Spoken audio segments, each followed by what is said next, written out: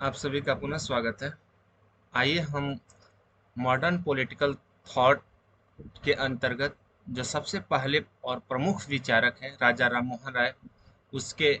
उनके विचारों के संदर्भ में हम बात करें। आपके सिलेबस में जो राजा राममोहन राय की जो मूल विचारधारा है, जो मूल विचार है, जो जिस थीम को शामिल किया गया है, वह है कॉन्सेप्ट ऑफ राइट, यानी अधिकार के ऊपर राजा राममोहन राय का क्या विचार है, उन्होंने क्या अपनी धारणाएं पेश की है, उसको समझने को लेकर है।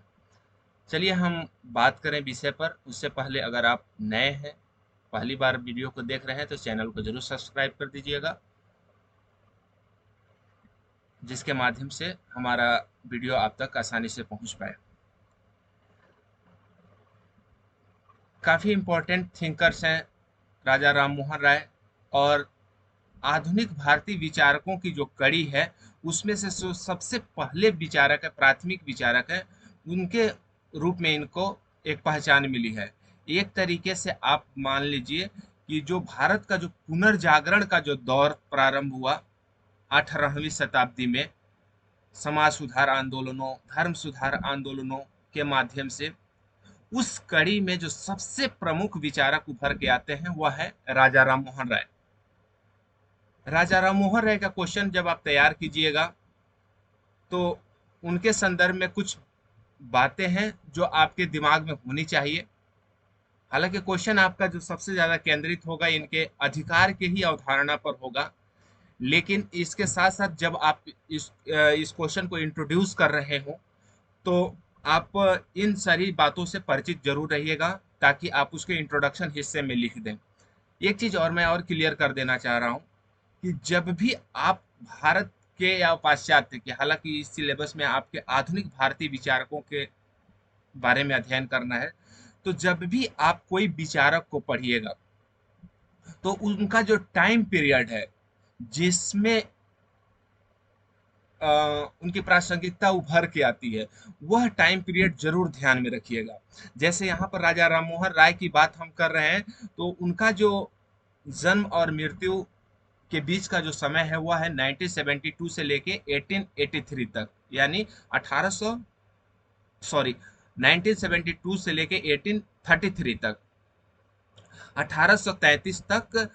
के कार्यकाल में राजा राममोहन राय ने अपने विचारों को दिया है। तो यह समझना इसलिए जरूरी है क्योंकि इसके माध्यम से आप उस समय के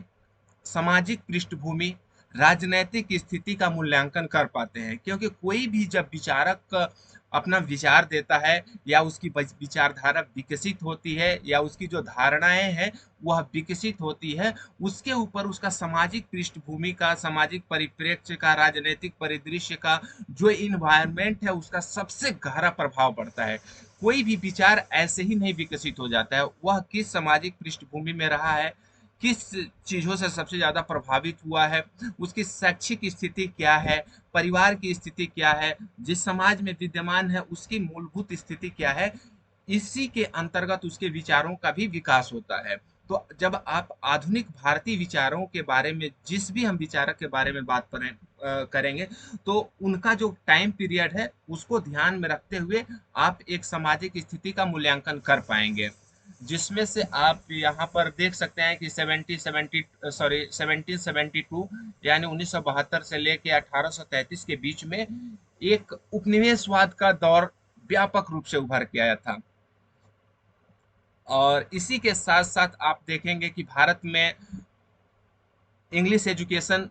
की भी प्राथमिकता उभर के आ रही थी। मिशनरी, ईसाई मिशनरियों के माध्यम से समाज सुधार के ऊपर जोर दिया जा रहा था, और इसी के संदर्भ में राजा राममोहन राय की भी प्रासंगिकता उभर के आती है। वह एक संपन्न शिक्षित परिवार से है, पश्चिम बंगाल उनकी पृष्ठभूमि है, और उन्होंने मॉडर्न एजुकेशन को सबसे ज़्यादा प्राथमिकता दी, इंग्लिश एजुकेशन के ऊपर सबसे ज़्यादा जोर दिया, और खुद वह एक इंग्लिश एजुकेटेड थे। और उनका जो झुकाव है वह सबसे ज़्यादा जो लिबरल विचारधारा है, उदारवादी धारा है, जो पाश्चात्य विचारक हैं, जिसमें से जे एस मिल, टी एच ग्रीन इत्यादि जो पश्चिम के जो विचारक हैं, उनके विचार, जॉन लॉक, जिसमें से स्वतंत्रता, समानता, equality, justice, human rights, women's rights, महिलाओं के अधिकार इत्यादि की जो धारणाएं हैं, उन्हें उनसे इन्होंने वह विचारधारा इनको काफी प्रभावित करती है, और इसी के आधार पर इनके विचारों का विकास होता है, और इसी के आधार पर ये अपने विचारों को रखने की कोशिश करते हैं। तो ये सारी बातें हैं जो राजा राम मोहन राय के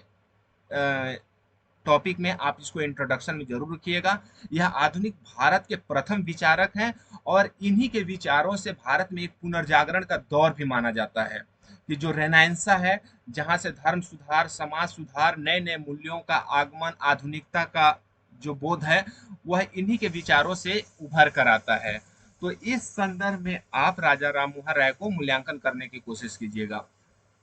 यह आधुनिक विचारक जो है, इससे पहले जो धारणा है, विचारों की जो कड़ी है, उसको हम मध्ययुगीन धारणाओं में रखने की कोशिश करते हैं, जिसको हम फर्स्ट यूनिट में समझने की कोशिश किए थे, कि जो मध्य युग की धारणा है, कैसे उसमें वैज्ञानिकता का अभाव है, तार्किकता का अभाव है, जो रैशनैलिटी है, जो राजनीतिक इंटरप्रिटेशन है, जो पॉलिटिकल मूल्यों का इंटरप्रिटेशन है, वह किस तरीके से वो काफी रूढ़िवादी है, संकीर्ण है। लेकिन जब से आधुनिक विचारों का आगमन हुआ, उसमें काफी परिवर्तन हुआ, और उसी कड़ी में सबसे पहले जो विचारक के रूप में उभर के आते हैं, वह है राजा राम मोहन राय। जैसा कि आप जानते हैं कि राजा राम मोहन राय एक समाज सुधारक भी थे, और उन्होंने एक काफी महत्वपूर्ण संस्था की भी स्थापना की थी, ब्रह्म समाज। और एक चीज और ध्यान रखिएगा, कोई भी विचारक को पढ़ने के लिए आप उनके कुछ राइटिंग्स को जरूर ध्यान में रखिएगा, क्योंकि आज वह विचारक हमारे पास नहीं है, लेकिन उसकी जो लेखनी है, जो उसकी राइटिंग है, वही हमारे तक पहुंच कर आती है, और उसको हम उनके विचारों को हमें जोड़ने की कोशिश करती है उन पुस्तकों के माध्यम से। हम जितने भी विचारकों को पढ़ेंगे, उन्होंने जरूर कोई ना कोई पुस्तक लिखी होगी। तो जिस भी विचारक के बारे में आप पढ़ रहे हो, उनके एक या दो पुस्तक जो सबसे इम्पोर्टेंट है, उसको जरूर में ध्यान रखिएगा। जैसे राजा राम मोहन राय ने लगभग 33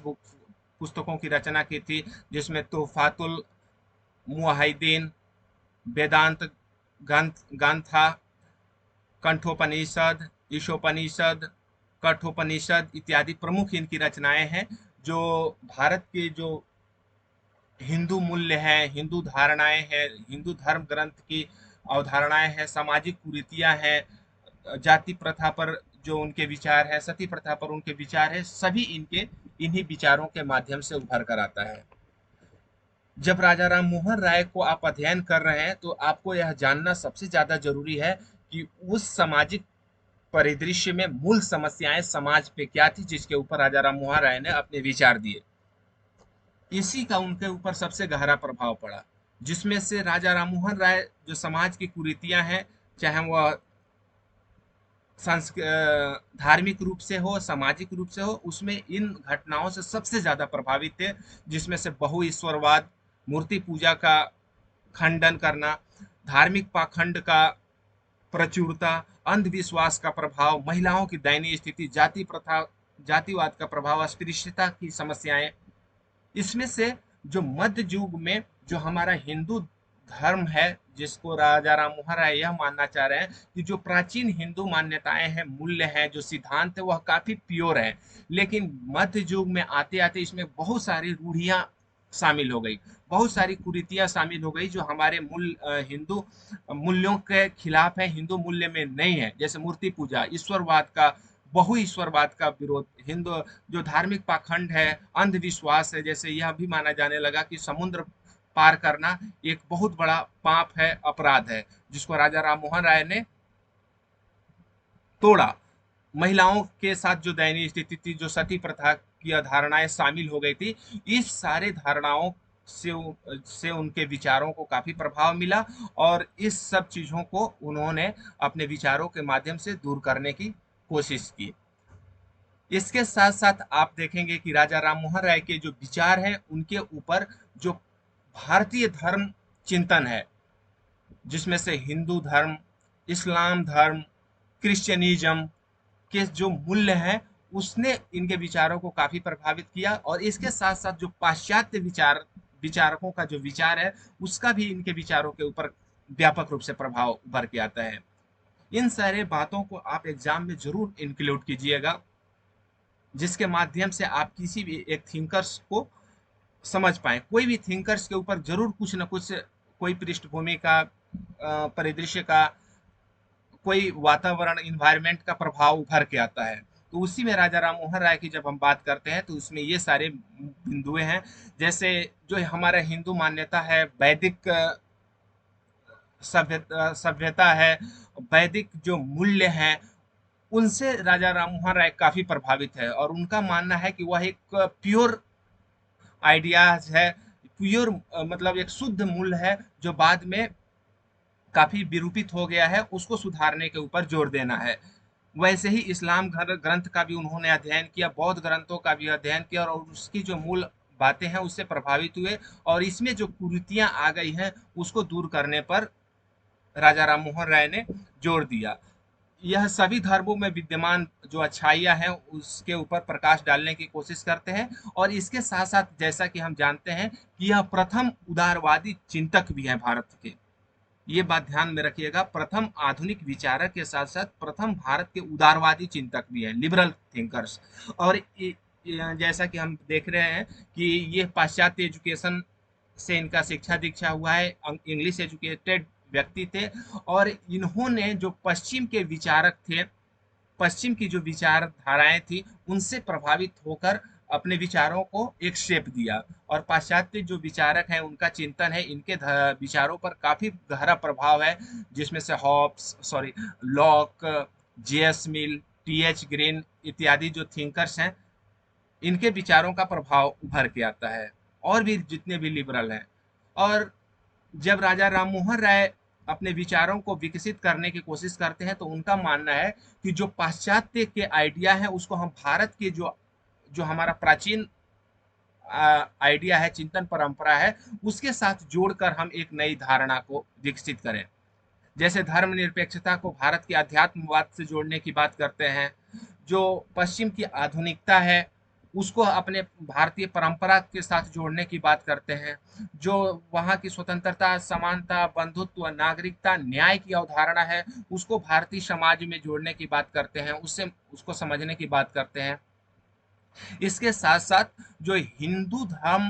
के पुनर्गठन, पुनर्निर्माण के ऊपर जोर देते हैं, जो बीच में कुरीतियां आ गई है। और यहीं से आप देखेंगे कि राजा राममोहन राय ने धर्म सुधार आंदोलन और समाज सुधार आंदोलनों के ऊपर काफी जोर दिया, क्योंकि उनका मानना था कि हमारा जो समाज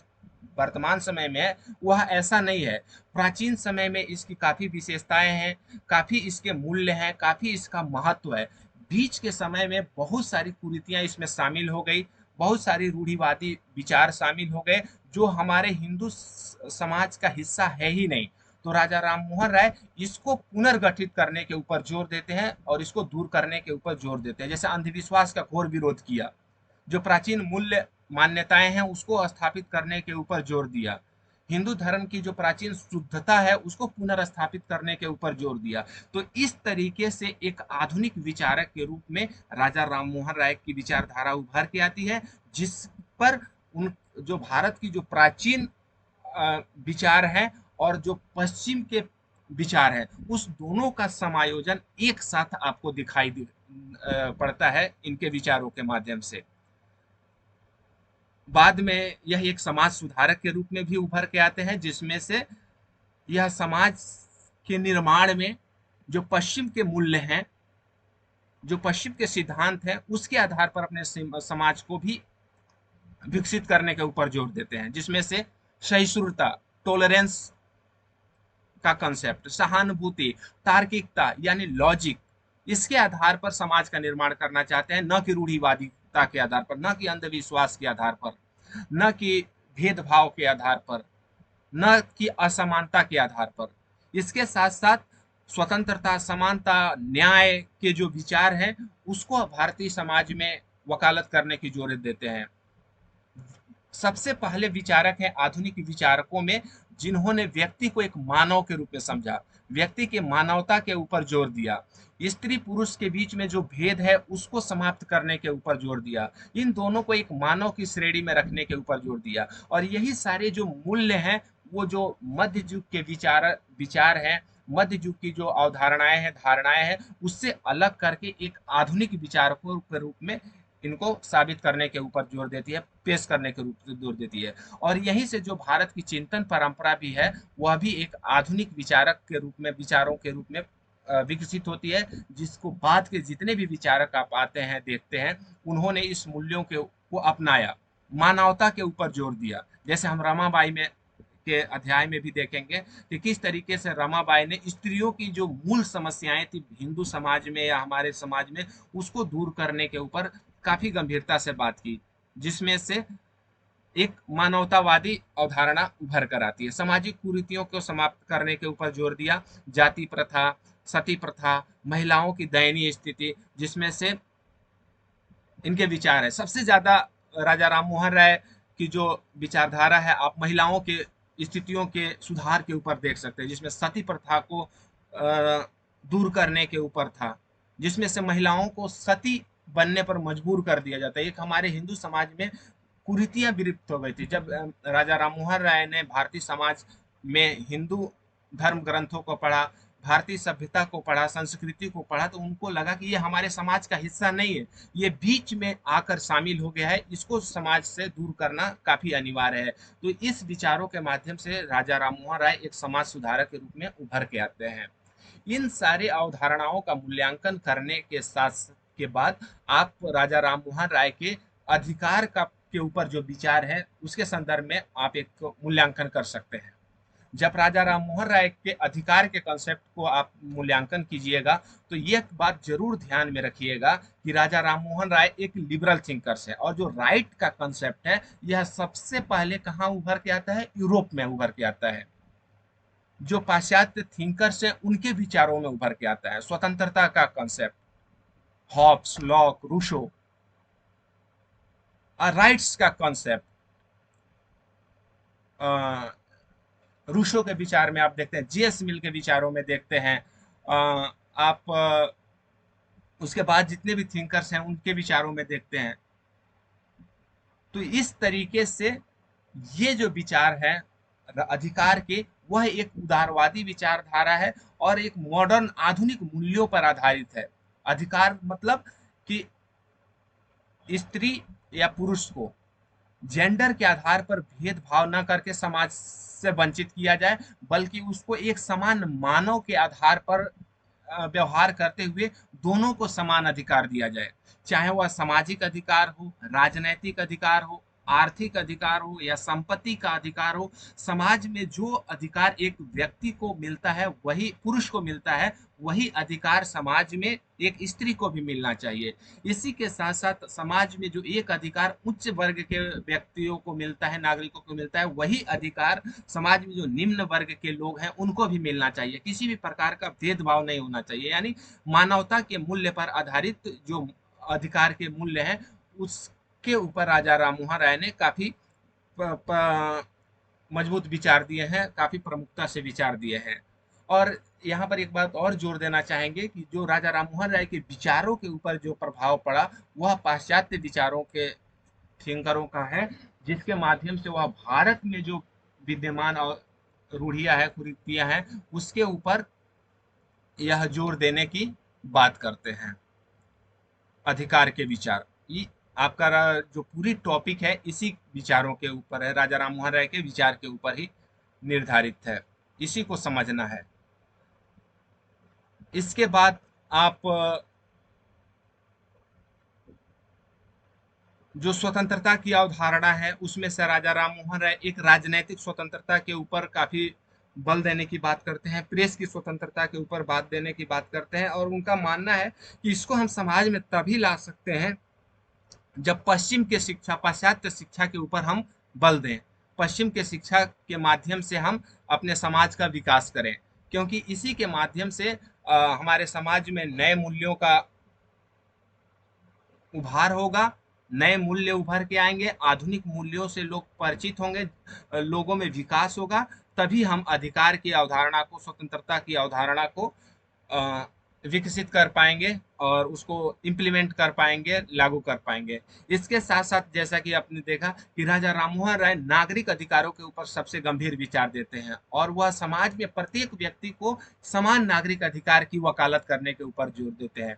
जिसमें से ना तो जेंडर के आधार पर कोई भेदभाव हो, ना तो कोई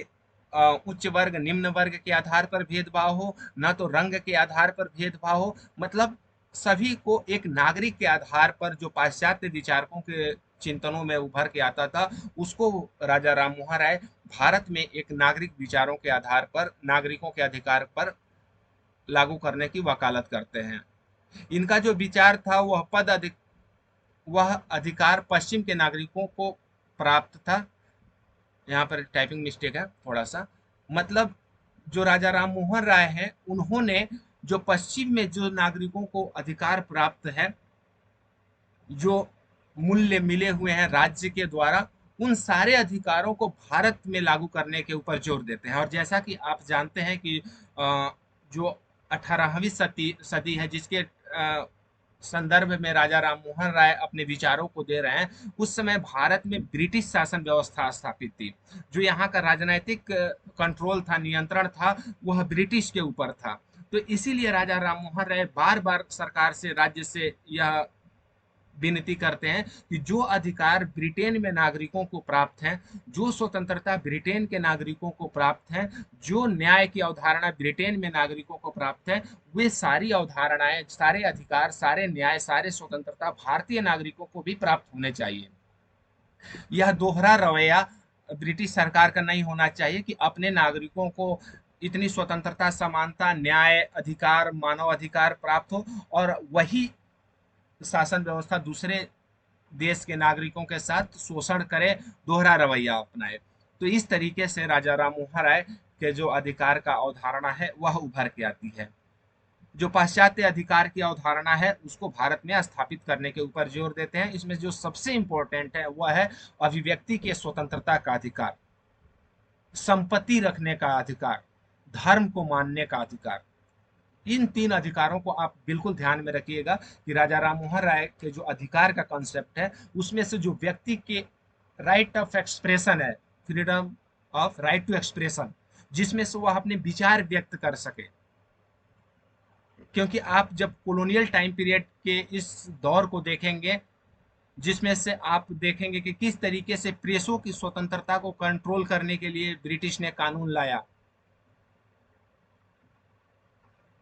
भारत में जो नागरिक थे उनके जो अभिव्यक्ति थी उसको दमन किया जा रहा था ब्रिटिश शासन के द्वारा। तो राजा राममोहन राय का जो अधिकार की अवधारणा है वह इसी संदर्भों में है कि भारतीयों को भी समान अभिव्यक्ति की स्वतंत्रता प्राप्त हो, इनको संपत्ति रखने का अधिकार प्राप्त हो। जो लॉक के आप विचारों में देखते हैं कि संपत्ति के अधिकार की बात करते हैं, जो ब्रिटेन के नागरिकों को, पाश्चात्य नागरिकों को मिलते हैं।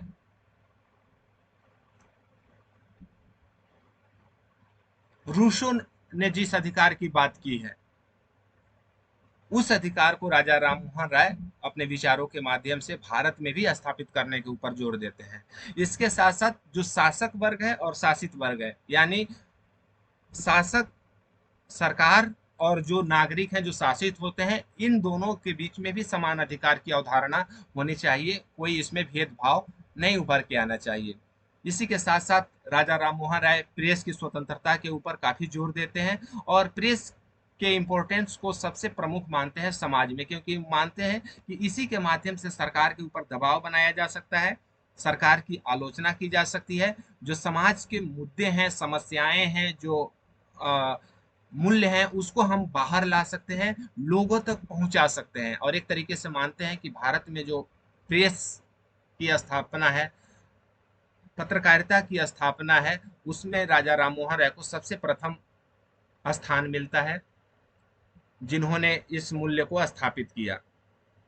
और इनका मानना है कि प्रेस की स्वतंत्रता का जो संदर्भ है वह नागरिक के अधिकारों से जुड़ा हुआ है, क्योंकि इसी के माध्यम से हम नागरिक अधिकारों को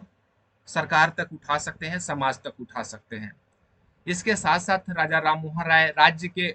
हस्तक्षेप की नीति का विरोध किया है और उनका मानना था कि राज्य को नागरिकों के अधिकारों में एक अहस्तक्षेप की नीति को अपनाना चाहिए।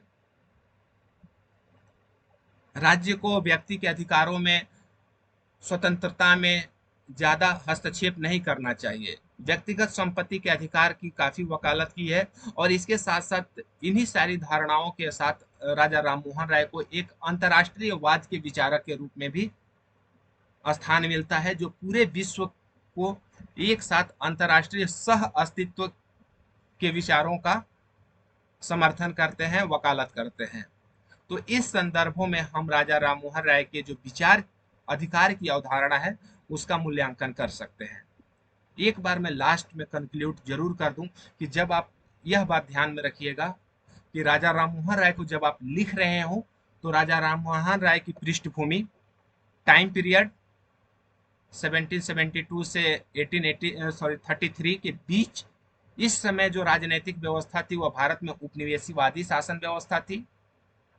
ब्रिटिश उपनिवेश के अधीन थी। राजा राममोहन राय एक पाश्चात्य विचार मूल्यों से काफी गंभीरता से प्रभावित थे और इसके साथ साथ राजा राममोहन राय के विचारों पर जो भारत की प्राचीन मूल्य थे, विचार हैं, वैदिक जो विचार हैं, धारणाएं हैं, हिंदू विचारधारा है प्राचीन, उसका काफी गहरा प्रभाव है और इस दोनों को समायोजन करके वह अपने विचार को रखने की कोशिश करते हैं। ऐसा नहीं है कि भारत के प्रथम उदारवादी विचारक राजा राममोहन राय है तो भारत के जो प्राचीन मूल्य हैं उसको क्रिटिसाइज करते हैं, नहीं, इसके बीच में एक समायोजन रखने की बात करते हैं कि जो पश्चिम के विचार हैं उसमें जो अच्छाइयां हैं जैसे स्वतंत्रता, समानता, धर्मनिरपेक्षता, न्याय,